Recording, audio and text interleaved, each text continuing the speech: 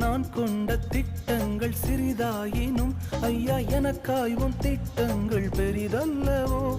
புழுதியில் இருந்து என்னை உயர்த்தினீரே, ராஜாக்களோடு அமர்த்தினீரே. புழுதியில் இருந்து என்னை உயர்த்தினீரே, ராஜாக்களோடு அமர்த்தினீரே.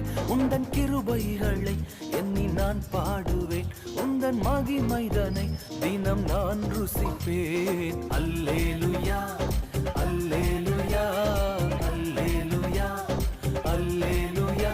உம்மை உயர்த்துவதே எங்கள் நோக்கமையா, உம்மை பாடுவதே எங்கள் மேன்மையா.